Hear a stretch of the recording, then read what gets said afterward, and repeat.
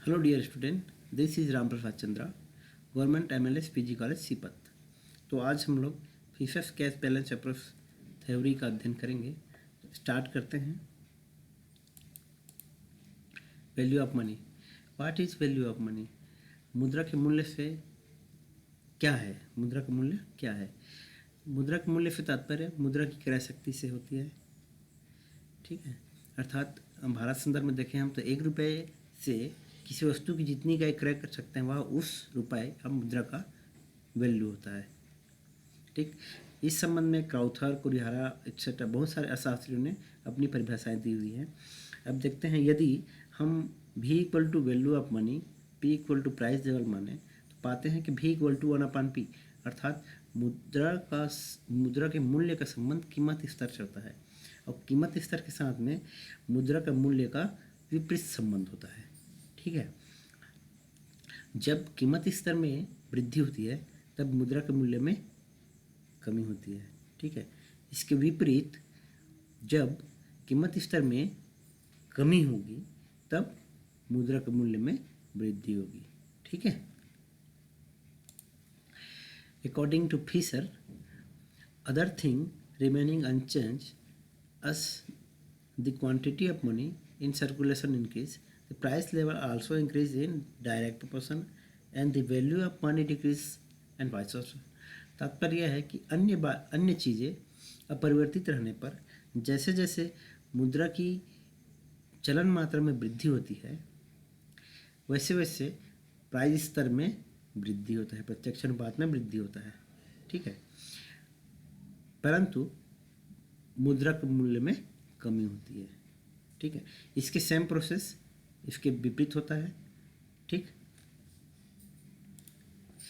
Equation देखते हैं। PT equal to MV plus M dash V dash, where P equal to price level, Q equal to quantity of real money, V equal to velocity circulation of real money, M dash equal to total quantity of credit money, V dash equal to velocity circulation of M dash, T equal to total amount of goods and services received in exchange of money. ठीक है, देखते हैं कि PT equal to demand of money. ठीक है, अर्थात T multiple P equal to PT। ठीक है, अर्थात कहने का मतलब ये है कि जब हम T और P को मल्टीपल कर देते हैं तब हमें मुद्रा का मांग प्राप्त हो जाती है। अकॉर्डिंग टू फिशर, PT अर्थात मुद्रा मांग इक्वल टू सिग्मा PQ, जहाँ अन्य शब्दों में कहें तो Q equal to total quantity purchased by society. ठीक है, सोसाइटी को यहाँ सिग्मा से दर्शाया गया है। ठीक, और P equal to price level, अर्थात Q into P equal to total demand of money, अर्थात यह जो कुल मुद्रा की मांग है वह समाज में कुल मुद्रा पूर्ति के बराबर होती है। ठीक है, और यह समाज में जो कुल मुद्रा की पूर्ति है वह इस समीकरण में MV plus M dash V dash के बराबर होता है। ठीक है, इसे हम इस तरीके से भी लिख सकते हैं, PT equal to MV plus M dash V dash. ठीक है, अब हम मुद्रा का मूल्य ज्ञात करने के लिए इस समीकरण को इस रूप में भी लिख सकते हैं, P equal to MV plus M dash V dash upon T। ठीक है, मॉडल थोड़ा मैथमेटिकल टाइप से है, समझने का प्रयास कीजिएगा। तो इसको हम चित्र के माध्यम से देखते हैं। ठीक है, चित्र में 2 पार्ट बनाया हुआ है गया है, A पार्ट और B पार्ट। ठीक है, एक्स एक्सिस पर क्वांटिटी ऑफ मनी दर्शाया गया है और A पार्ट में Y एक्सिस पर प्राइस लेवल और B पार्ट में Y एक्सिस पर वैल्यू ऑफ मनी को दर्शाया गया है। ठीक है, देखते हैं जैसे जैसे हम मुद्रा की मात्रा में वृद्धि करते हैं प्राइस लेवल में वृद्धि होती जाती है। मुद्रा की मात्रा जब M1 है, प्राइस लेवल P1 है। अब मुद्रा की मात्रा में वृद्धि करके M2 कर दिया जाता है, प्राइस लेवल बढ़ करके P2 हो जाती है। उसी तरीके से जब मुद्रा की मात्रा में वृद्धि करके M4 कर दिया जाता है तो प्राइस लेवल भी बढ़ करके M4 हो जाता है। अर्थात मुद्रा की मात्रा और कीमत स्तर में प्रत्यक्ष संबंध को दर्शाता है यह। ठीक है, जिस अनुपात में हम मुद्रा की मात्रा में वृद्धि कर रहे हैं उसी अनुपात में कीमत स्तर में भी वृद्धि हो रही है। ठीक है, इस संबंध को व्यक्त करने के लिए हमने एक 45 डिग्री रेखा खींचे है जो P equal to f m फलनात्मक रूप से व्यक्त करता है। अर्थात यह रेखा कीमत स्तर और क्वांटिटी ऑफ मनी के मध्य संबंध को व्यक्त करता है। ठीक, बी पार्ट में देखते हैं। जैसे जैसे हम मुद्रा की मात्रा में वृद्धि कर रहे हैं, ठीक है, वैल्यू ऑफ मनी अर्थात मुद्रा के मूल्य में कमी हो रही है। ठीक है, जब मुद्रा की मात्रा m1 होती है तब मुद्रा का वैल्यू 1/p1 होता है। ठीक, जब मुद्रा की मात्रा में वृद्धि करके m2 कर दिया जाता है तब मुद्रा का वैल्यू 1/p2 हो जाती है। इसी प्रकार से जब मुद्रा की मात्रा में वृद्धि करके मुद्रा की मात्रा को 4 गुना बढ़ा दिया जाता है तब मुद्रा का वैल्यू भी घट करके 1/p4 हो जाता है।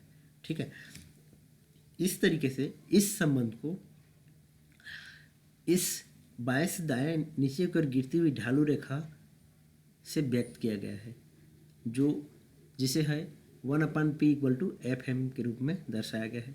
अर्थात यह रेखा मुद्रा के मूल्य और क्वांटिटी ऑफ मनी के मध्य फलनात्मक संबंध को व्यक्त करता है।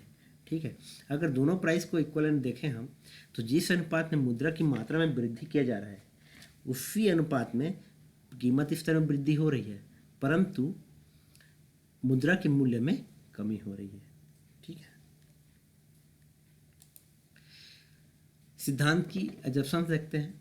यह सिद्धांत कुछ मान्यताओं पर आधारित है, जैसे P is negative factor in exchange equation, m to m dash के मध्य में जो रेशियो होता है वो स्थिर माना गया है, v को भी स्थिर माना, v डैश को भी स्थिर माना गया है, t को स्थिर माना गया है, लॉन्ग पीरियड है अर्थात दीर्घकालीन अवधि पर आधारित है, फुल एम्प्लॉयमेंट अर्थात पूर्ण रोजगार की मान्यता पर यह सिद्धांत आधारित है। ठीक है, तो इस तरीके से ये सारी की सारी ये सिद्धांत की मान्यताएं हैं।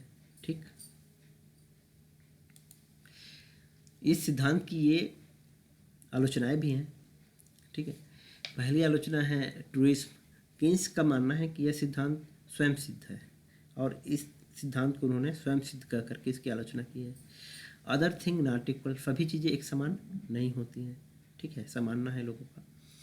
Fail to measure value of money, यह सिद्धांत मुद्रा की मूल्य को मापने में असफल रहा है।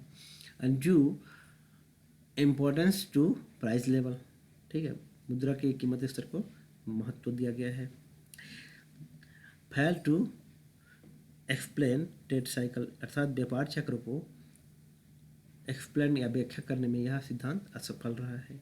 नेग्लेक्ट शॉर्ट पीरियड फैक्टर्स, ये सिद्धांत में अल्पकालीन के अंतर्गत जो साधनें होती है उनका अनदेखा किया गया है। सिद्धांत जो है पूर्ण रोजगार की मान्यता पर आधारित है, based on full employment assumptions. ठीक है, no direct relation between money and price, अर्थात कीमत और मनी मुद्रा के मध्य में कोई सीधा संबंध नहीं होता है। ठीक है, भी कांस्टेंट नहीं होता है। ठीक है, भी not constant. Neglect store of value function of money. ठीक है, तो इस तरीके से इस सिद्धांत की यह क्या है आलोचनाएं हैं। ठीक है, तो इस तरीके से हम ये सिद्धांत कंप्लीट करते हैं। ठीक है, तो thank you and thank you for watching.